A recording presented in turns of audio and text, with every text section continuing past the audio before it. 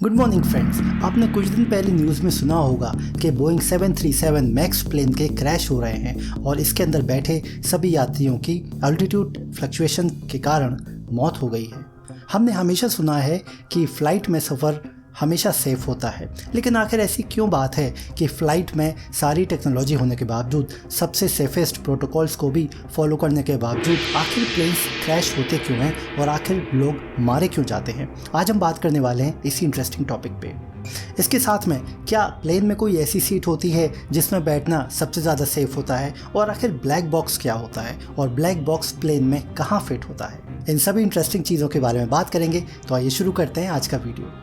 हमारे पास में सफ़र करने के बहुत सारे तरीके हैं, जैसे कि रोड में आप कार से सफ़र कर सकते हैं, बाइक से सफ़र कर सकते हैं, पानी में आप जहाज़ से सफ़र कर सकते हैं और हवा में एरोप्लेन से सफ़र कर सकते हैं। अगर तीनों संसाधनों को देखा जाए और कंपेयर किया जाए तो ये बात सामने आती है कि हवाई सफ़र सबसे ज़्यादा सेफ़ होता है और कमर्शियल प्लेन्स तो बहुत ही ज़्यादा सेफ़ होते हैं। सन 2017 में एक स्टडी के मुताबिक लगभग 16 मिलियन फ़्लाइट में से सिर्फ एक ही फ़्लाइट का एक्सीडेंट होने के चांसेस रहते हैं। इसकी जगह पे अगर आप छोटे साइज़ के सिंगल प्रोपेलर एमेच्योर प्लेन्स के बारे में बात करेंगे तो उनके एक्सीडेंट्स बहुत ज़्यादा होते हैं। तो आखिर ऐसा क्यों होता है? छोटे प्लेन्स के एक्सीडेंट्स इसलिए ज़्यादा होते हैं क्योंकि उनके जो पायलट होते हैं उनकी ट्रेनिंग उतनी अच्छी नहीं होती है। इनके पायलट जो होते हैं वो रेगुलर पायलट्स नहीं होते हैं, लेकिन कमर्शियल प्लेन्स में जो पायलट्स होते हैं वो मिलिट्री ग्रेड के पायलट्स होते हैं। उनके प्रोटोकॉल्स अलग होते हैं और उनकी लगातार ट्रेनिंग चलती रहती है। लेकिन छोटे जो प्लेन्स होते हैं इनके पायलट रेगुलर फैमिली मैन होते हैं और इनके पास में एयर ट्रैफिक कंट्रोल का सपोर्ट भी नहीं होता है,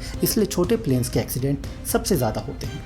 और एक स्टडी में सामने आए आंकड़े भी इस बात के गवाह हैं कि छोटे प्लेन के एक्सीडेंट सबसे ज़्यादा होते हैं। सन 2010 से लेकर के सन 2018 के बीच में लगभग 1182 एक्सीडेंट हुए थे छोटे प्लेन्स के।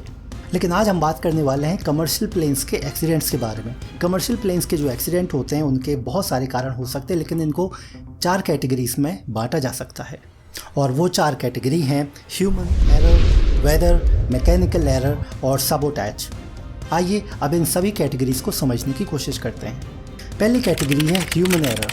ये तो नाम से ही जाहिर है कि इसमें इंसान की गलती की बात की जा रही है। जब भी कोई कमर्शियल प्लेन को उड़ाया जाता है तो उसके पहले एक बहुत लंबी चेकलिस्ट होती है, बहुत सारे प्रोटोकॉल्स होते हैं और बहुत सारी मशीनरी को चेक किया जाता है। एक कमर्शियल फ़्लाइट को उड़ाने के लिए कई सारे लोगों की एक टीम होती है जो दिन रात काम करती रहती है। तो इसमें अगर एक भी व्यक्ति ज़रा सी भी गलती करता है फ़्लाइट उड़ने के पहले या फ़्लाइट के दौरान, अगर पायलट भी ह्यूमन एरर करता है, कोई मिस्टेक करता है, और उसका खामियाजा उसके साथ में सफ़र कर रहे सभी यात्रियों को अपनी जान दे करके भुगतना पड़ता है। साल 2014 में एक ऐसे ही प्लेन का क्रैश हो गया था रनवे पे और उसमें बैठे सारे 7 लोग मारे गए थे। इस एक्सीडेंट का इन्वेस्टिगेशन हुआ और ये बात सामने आई कि जब प्लेन को उड़ाया जा रहा था उस समय उस प्लेन के गस्ट लॉक को निकाला नहीं गया था। गस्ट लॉक एक प्रकार का स्पेशल लीवर होता है जो कि प्लेन के कॉकपिट में फिट किया जाता है ताकि प्लेन अच्छे तरीके से पार्किंग में खड़ा रहे, और गस्ट लॉक के कारण इसके डोर्स भी ओपन रहते हैं। लेकिन खुशी की बात यह है कि ह्यूमन एरर को कम किया जा सकता है सिर्फ सावधानी से। एक खास स्टडी की गई थी लगभग 435 पायलट्स के ऊपर और पाया गया कि अगर उन्हें ड्यूटी के बाद में पूरी नींद मिलती है तो उनकी सजगता बढ़ जाती है और ह्यूमन एरर्स कम हो जाती है। कमर्शियल एयरलाइंस में पायलट्स के ड्यूटी बहुत कड़ी होती है, उन्हें एक के बाद एक बहुत सारी फ़्लाइट्स को उड़ाना पड़ता है और इसी के कारण उनको पूरी नींद नहीं मिल पाती है। संभवतः ह्यूमन एरर इसी के कारण होती है। अब दूसरी कैटेगरी है वेदर। वेदर यानी कि मौसम। क्योंकि हवाई जहाज़ को हवा में उड़ना होता है, इसलिए मौसम का हवाई जहाज़ की फ़्लाइट पे बहुत ज़्यादा असर पड़ता है। अगर बहुत ज़्यादा बारिश है, बहुत ज़्यादा कोहरा है, या बादलों में गड़गड़ाहट हो रही है, या फिर बहुत तेज़ हवा चल रही है, तो प्लेन को उड़ाने में बहुत मुश्किल होती है। प्लेन को लैंडिंग करने में भी दिक्कत आती है और प्लेन को टेक ऑफ करने में भी दिक्कत आती है। मान लीजिए कि प्लेन उल्टी हवा से चल रही है बहुत तेज़ स्पीड में, तो प्लेन हो सकता है कि अपनी ट्रैजेक्टरी से थोड़ा सा हिल जाए और प्लेन के क्रैश होने के भी चांसेस रहते हैं। साल भर में अगर देखा जाए तो जनवरी और दिसंबर ये 2 खतरनाक महीने माने जाते हैं फ़्लाइट में सफ़र करने के लिए, क्योंकि इन दिनों सर्दी बहुत ज़्यादा होती है और कोहरा भी रहता है। सन 1977 में भी बोइंग 747 का क्रैश हुआ था। हुआ ये था कि रनवे पे 2 प्लेन उड़ने की कोशिश कर रहे थे, लेकिन कोहरा होने के कारण वो एक दूसरे को देख नहीं पाए और वो आपस में भिड़ गए और उसमें ऑन बोर्ड सारे 600 लोग मारे गए थे। वेदर्स की जो एक्सट्रीम कंडीशंस होती हैं वो सिर्फ हवाई जहाज़ को ही परेशान नहीं करती हैं, वो पायलट को भी परेशान करती हैं और पायलट उन कंडीशंस में अच्छे डिसीजन नहीं ले पाते हैं। मान के चलिए कि एक प्लेन जो है वो रनवे पे लैंड होने वाला है, लेकिन सामने बहुत बड़े बड़े बादल हैं और जो पायलट है वो आगे का रास्ता देख नहीं पा रहा है। इसीलिए हो सकता है कि पायलट बादलों के नीचे से लैंडिंग करने की कोशिश करे और वो जल्दीबाजी में समझ ना पाए और प्लेन जो है ज़मीन में क्रैश हो जाए। इस तरीके की लैंडिंग को स्कड रनिंग कहा जाता है। आइए बात करते हैं मैकेनिकल एरर्स के बारे में। ऐसा कहा जाता है कि जितने एक्सीडेंट्स होते हैं उनके जो 23% एक्सीडेंट्स होते हैं टोटली, वो मैकेनिकल एरर के कारण होते हैं। आपने अक्सर एक्शन मूवीज़ में देखा होगा कि प्लेन हवा में उड़ रहा है और उसका जो इंजन है वो फेल हो गया है, बट प्रैक्टिकली इंजन के फेल होने के चांसेस बहुत कम होते हैं। हाँ, लेकिन हवाई जहाज़ में जो दूसरे इक्विपमेंट्स और एपरेटस लगे होते हैं उनके फेल होने के चांसेस नॉर्मल रहते हैं। जैसे आप देख सकते हैं कि हवाई जहाज़ के बाहर ये छोटे छोटे इक्विपमेंट लगे होते हैं जिनके कारण पायलट को हवा की स्पीड का पता चलता है और उनके प्लेन के भी स्पीड का पता चलता है। एक बहुत ही फेमस एक्सीडेंट हुआ था फ्रांस में। एयर फ्रांस की जो एयरबस फ्लाइट थी उसमें बैठे हुए 283 पैसेंजर्स मारे गए थे।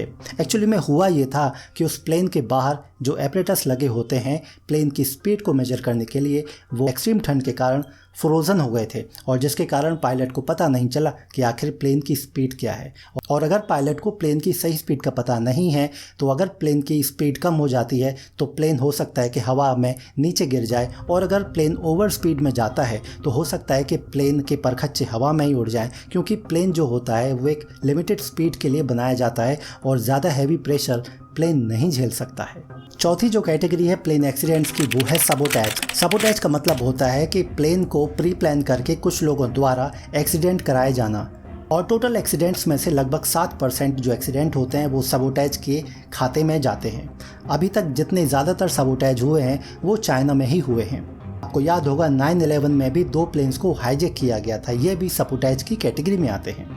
ये तो बात हुई एक्सीडेंट्स की कैटेगरी की, लेकिन आखिर क्या सर्वाइवल चांसेस होते हैं उन अनलकी पैसेंजर्स के जो कि फ़्लाइट में सफ़र कर रहे हैं और उनका प्लेन क्रैश होने वाला है। सन 2007 में पॉपुलर मैकेनिक्स नाम की पॉपुलर मैगजीन ने एक स्टडी को सबके सामने पेश किया था।